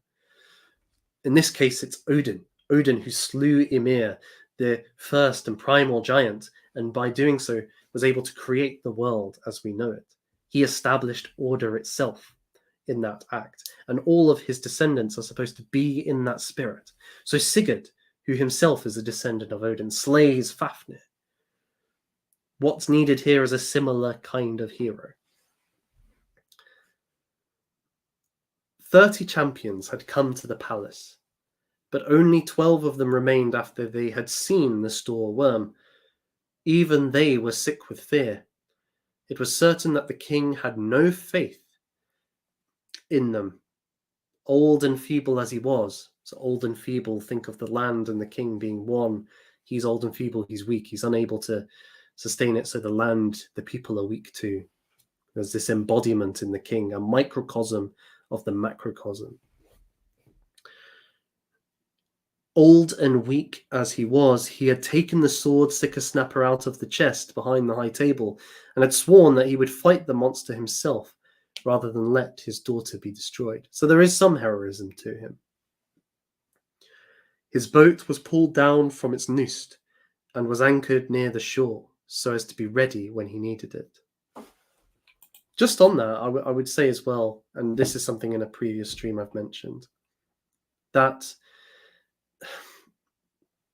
C.S. Lewis talks about how in our day and age, there's a constant emphasis on trying to live longer. You've got to be healthier. You've got to do everything you can to stay alive. This is the emphasis of the therapeutic state. And we've all lived through the last few years where our whole societies were put on pause so that we could try to, if you want to put a positive spin on it, it was to try and make sure people could live longer. We reduced our quality of life to extend our quantity of life. But Lewis makes the point, there's no value in living much longer, forever. If you could live forever and it would still be a mundane, banal existence. What matters is the quality of life you have, how you live your life, what you do with your life. And at least at this moment, the king himself realizes that he'd rather die than live without his daughter. He could live on sacrificing his daughter. He could live on forever. That would pacify the worm. But no, he's not going to do that. He's going to give himself up. He'd rather sacrifice himself and see his whole kingdom destroyed than linger on in this depleted form of existence. I think that's quite a powerful idea. Asipattle listened eagerly to all this, but no one heeded him. The messenger mounted his horse and slowly rode away. Soon the father and mother went to bed. From where he lay in the ashes beside the flickering fire, Asipattle heard them saying that they would go the next day to see the fight between the king and the monster. They would ride Teetgong, who was the swiftest horse in the land. How was it that Teetgong could be made to gallop faster than any other horse? Asked the mother. It was a long time before Asipattle's father would tell her, but at last, worn out by her questions, he said, When I want Teetgong to stand, I give him a clap on the left shoulder. When I want him to run quickly, I give him 2 claps on the right shoulder. And when I want him to gallop as fast as he can go, I blow through the thrapple, windpipe of a goose, that I always keep in my pocket. He is only to hear that, and he goes like the wind. After a while there was silence, and Ashiepattle knew that they were asleep. Very quietly he pulled the goose thrapple out of his father's pocket. He found his way to the stable, where he tried to bridle Titgong. At first the horse kicked and reared, but when Ashiepattle patted him on the left shoulder, he was as still as a mouse. When Ashiepattle got on his back and patted his right shoulder, he started off with a loud neigh. The noise wakened the father, who sprang up and called his sons. All of them mounted the best horses they could find and set off in pursuit of the thief, little knowing that it was Ashiepattle. The father, who rode fastest, almost overtook Titgong, and he shouted to him, "Hi, hi, ho! Titgong, woe!" At that, Titgong came at once to a halt. Ashiepattle put the goose thrapple to his mouth and blew as hard as he could. When Titgong heard the sound, he galloped away like the wind, leaving his master and the 6 sons far behind. The speed was such that Ashiepattle could hardly breathe. It was almost dawn when Ashiepattle reached the coast where the store worm was lying. There was a dale between the hills. In the dale was a small croft house. Ashiepattle tethered his horse and slipped into the croft. An old woman lay in bed, snoring loudly. The fire had been rested, and an iron pot stood beside it. Ashiepattle seized the pot. In it he placed a glowing peat from the fire. The woman did not waken as he crept quietly out of the house, but the grey cat, which lay at the bottom of her bed, yawned and stretched herself. Down to the shore Ashiepattle hurried. Far out from the land there was a dark island, which was really the top of the store worm's head. But close to the shore a boat was rocking at anchor. A man stood up in the boat, beating flukes, swinging his arms across his chest to warm himself, for it was a cold morning. Ashiepattle shouted to the man, "Why don't you come on the shore to warm yourself?" "I would if I could," replied the man, "but the king's seneschal would thrash me black and blue if I left the boat." "You had better stay then," said Ashiepattle. "A whole skin is better than a sack full of sore bones. As for myself, I am going to light a fire to cook limpets for my breakfast." And he began to dig a hollow in the ground for a fireplace. He dug for a minute or two. Then he jumped up crying, "Gold! It must be gold! It's yellower than the corn and brighter than the sun." When the man in the boat heard this, he jumped into the water and waded ashore. He almost knocked Ashiepattle down, so anxious was he to see the gold.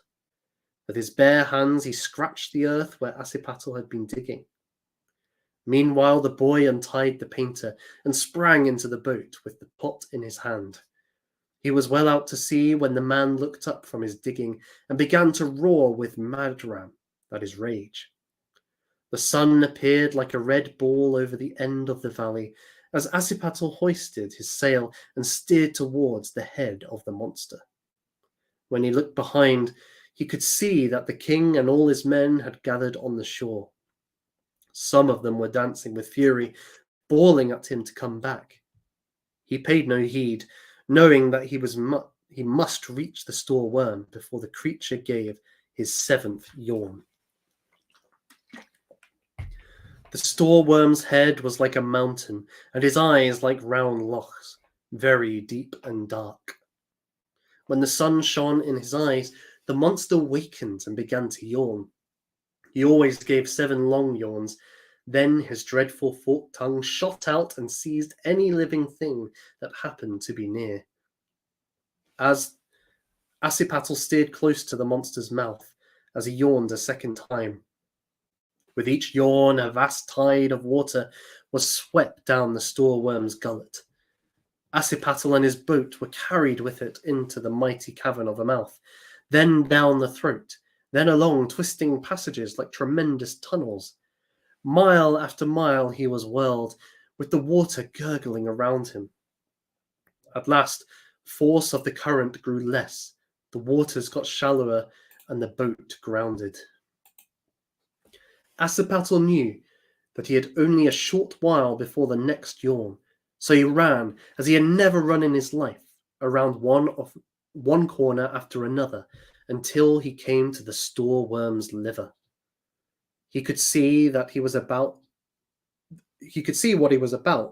because all the inside of the monster was lit up with phosphorescence.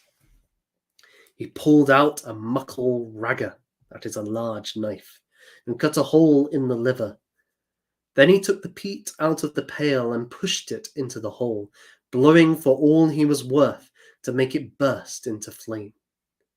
He thought the fire would never take, and had almost given up hope, when there was a tremendous blaze and the liver began to burn and sputter like a yon-mass fire.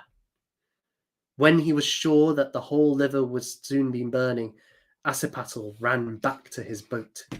He ran even faster than he had done before, and he reached it just in time, for the burning liver made the storeworm so ill that he retched and retched. A flood of water from the stomach caught the boat and carried it up to the monster's throat and out of his mouth and right to the shore, where it landed high and dry. Just before we continue, a couple of things to point out, a couple of influences. The picture we've got on the screen is from the film Hercules, and when we look at the mythology of Hercules, he too was a slayer of the great sea monster Cetus, whereas Perseus slew it to save Andromeda. In Hercules' case, Hesione was being sacrificed, this beautiful daughter of a king again, was being sacrificed to Cetus to placate the gods. Hercules saves Hesione in one version of the tale, by going into the creature's belly, being swallowed by it, and slaying it from the inside. It is a pretty vicious way to kill such a monster. But of course, this is what Ashiepattle's kind of doing here. He's going into the heart of the beast and slaying it from the inside. This is also, I think, connected, we could say, with the story of Sigurd or Siegfried and Fafnir. With Siegfried, what he does to kill this dragon, is he knows that it crawls along its belly. And so what he digs a pit, which the dragon will have to cross. And when it does so, he will strike up into its belly with his sword, his magical sword, and in so doing, kill the creature. This speaks to the idea, and we saw it with the other worm as well, the Linton worm, that they can't be wounded by striking them on the exterior. You have to go into the innards, into the very heart of it, the fleshy underbelly, the vulnerable part of it. That's where it can be killed.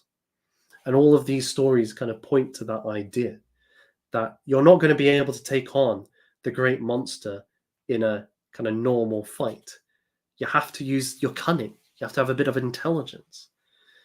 So Ashiepattle, he's not a great warrior, but he understands what's required. And so he, using his noose, burns this monster from the inside out, and thus is, as we will see, victorious.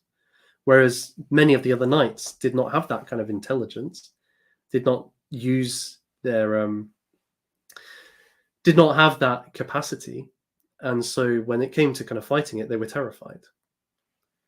I think as well, we could maybe see that in our own situation, you know, when we're talking about taking on the current regime, that we want to see a different form of life.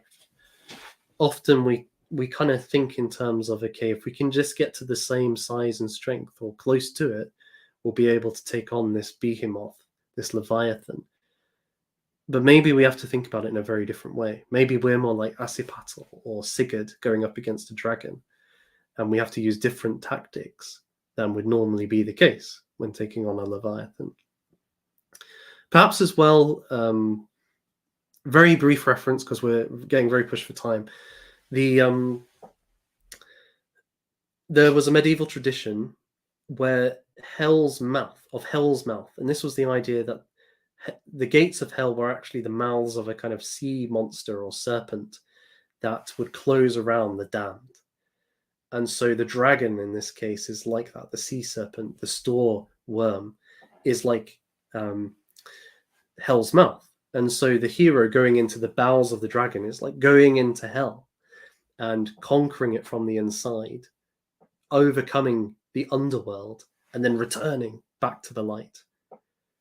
This, it's Joseph Campbell's talked about the hero's journey, the descent into the underworld, going through the travails and the trials, and then emerging with new knowledge of some kind or new power back into the your homeland, and thus being able to renew it.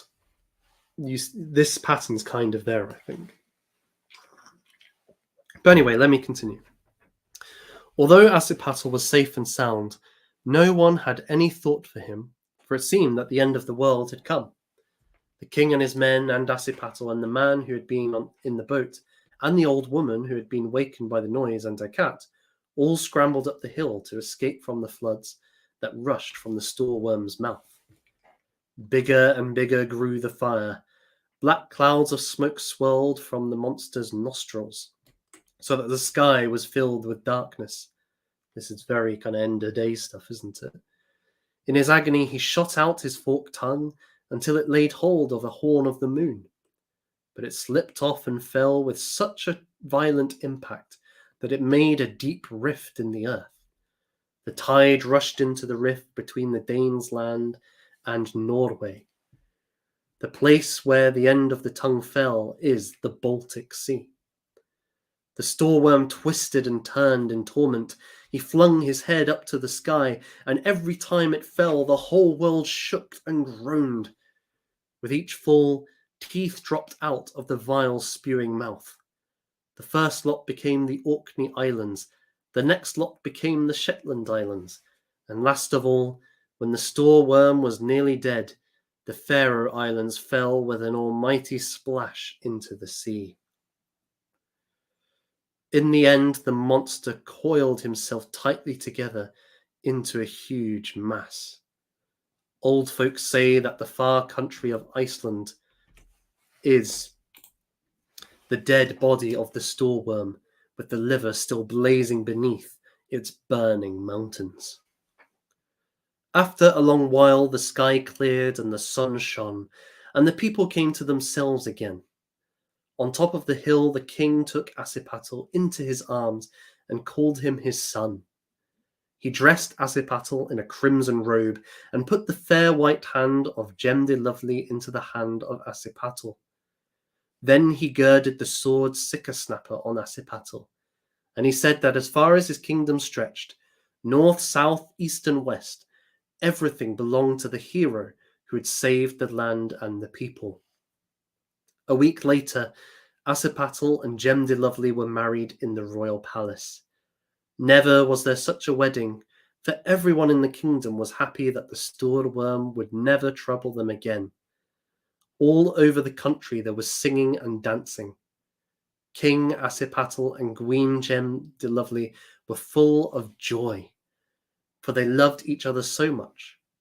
They had ever so many fine bairns, and if they are not dead, they are living yet. So, a couple of things. First is we've got this hero dynamic again, becoming the king, restoring order, and this justifies his rule over the people. In this case, it's a bit different though. In the case of John Somerville, or John de Somerville, and of John Cognier, these seem to have been like noblemen's sons who were requiring initiation and establishing their own little territories, their own kingdoms, their own frontiers. In this case, Asipattle's the son of a farmer. At least it seems so. I have suspicions that he might be descended from Odin. The speedy horse. Let's see.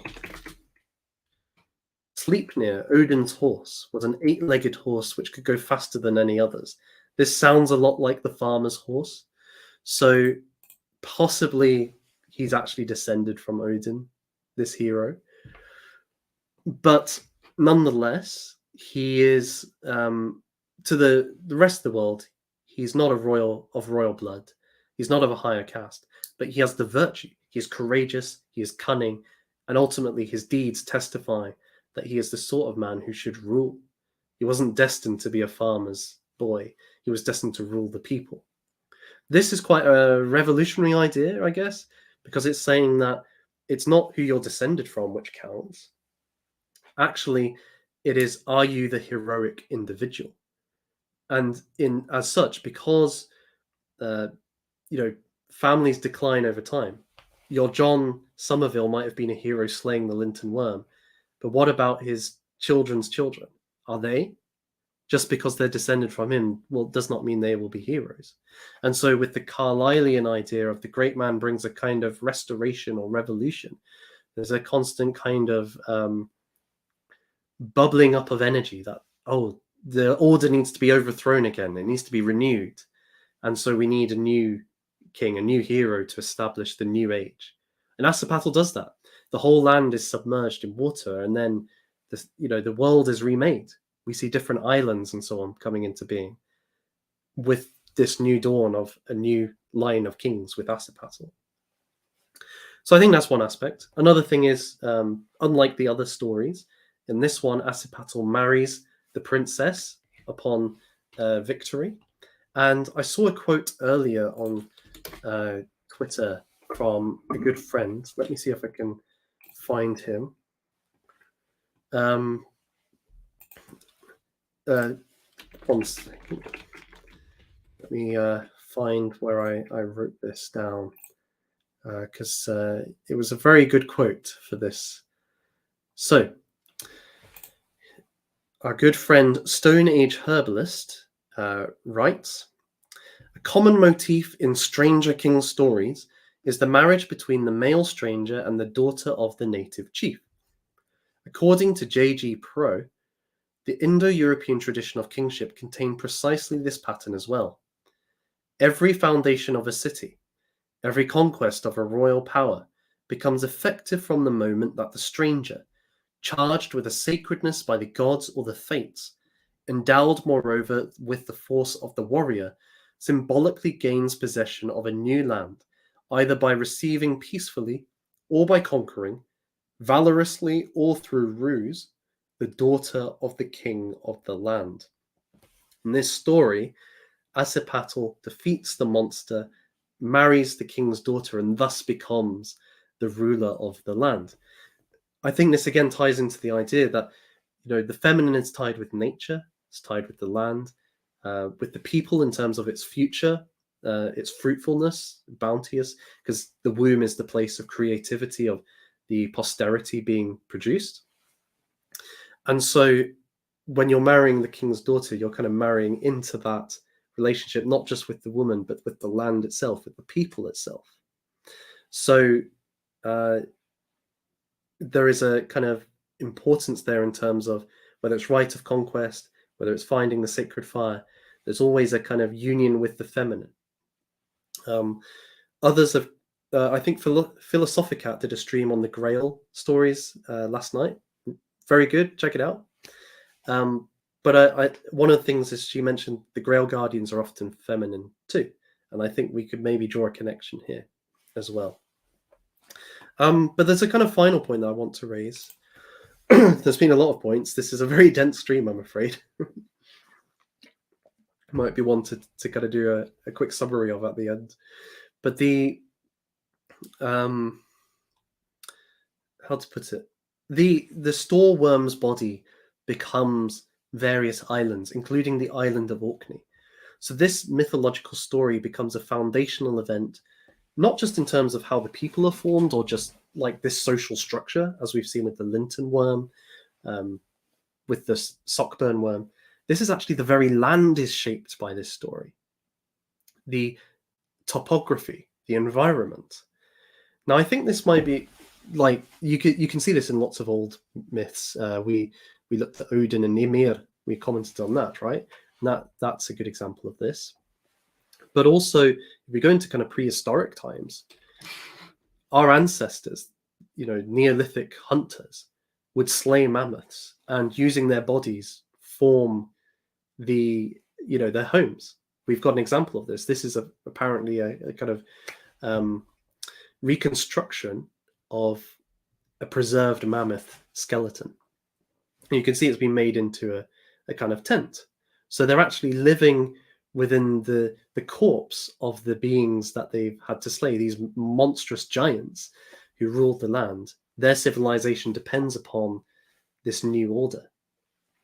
And I think there's some residue within all of us of that kind of prehistoric age. We get that kind of connection. But there's something kind of a bit deeper going on, I think, as well, that when we're looking at a dragon like the world serpent or the store worm, this isn't just a mammoth. This is a mythological being of great power and force of a prior age. And, beings like that, or the giants, shaping the landscape around us, I think these people had a sense that there are forces beyond the material world. There are agents, intelligent agents, who shape our environment and the kind of way things are at the moment, beyond human power.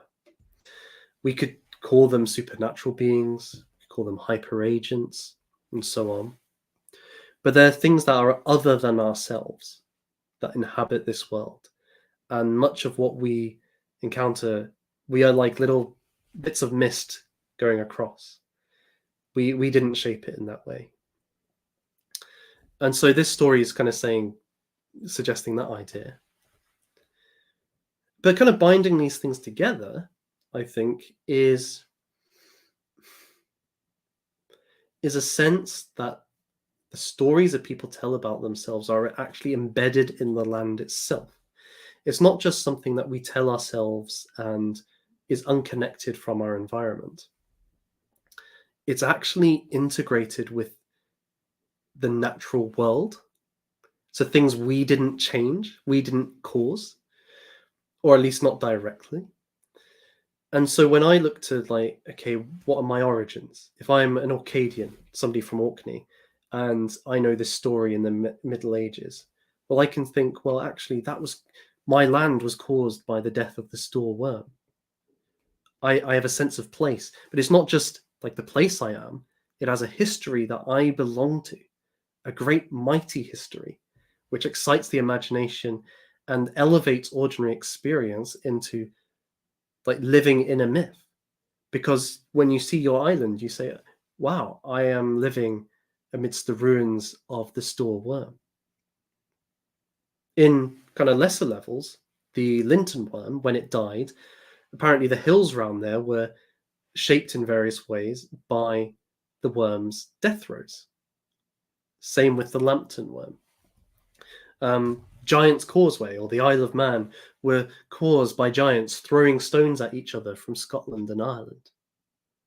And perhaps maybe on a lower level, certainly in countries in Europe, we can say, look, this is where King Arthur was. This is where Robin Hood was.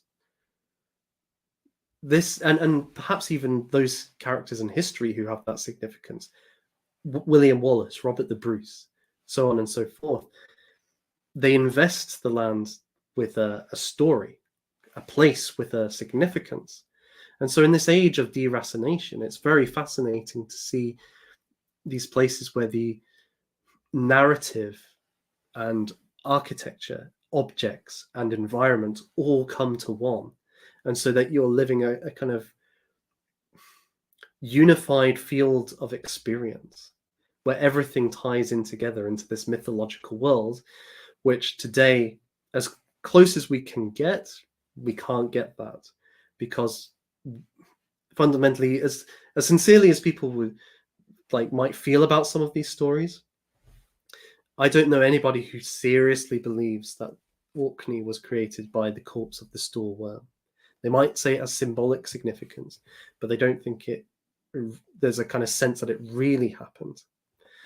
As such, it loses some of that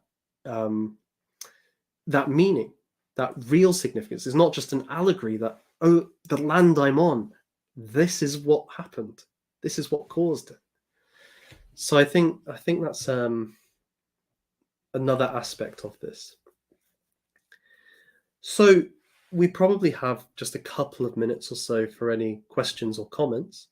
It's been good to see so many friends in the chat, such as Nordhuger, Ragplays, Vingle, Yes the Eunuch.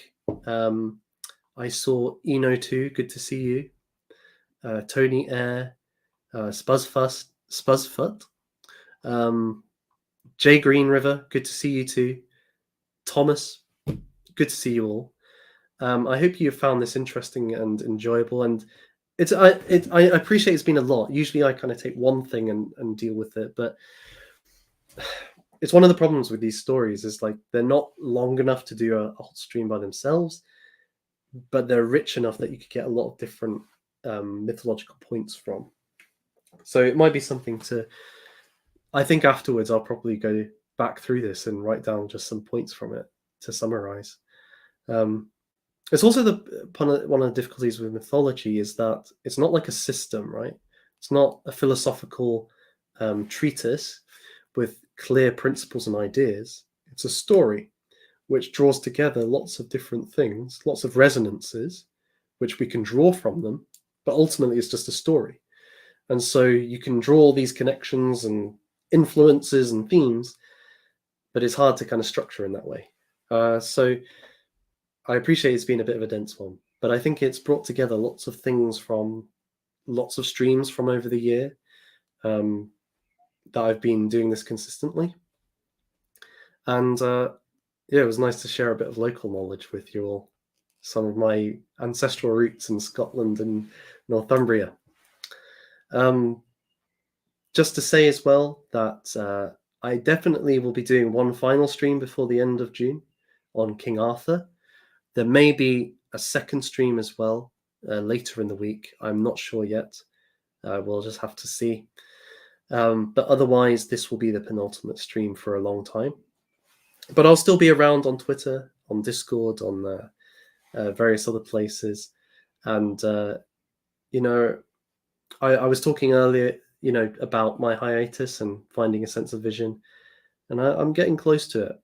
Some very important things have happened so far, and I'm excited to take them further. So it doesn't look like we have any super chats tonight. So I'm going to bow out now. My voice is a bit dead, as you can hear, probably from singing at the beginning. It was good fun though. I enjoyed it. So thank you all for joining. It's good to see you again, my friends. And God bless you all, whoever you are, wherever you are. Good night.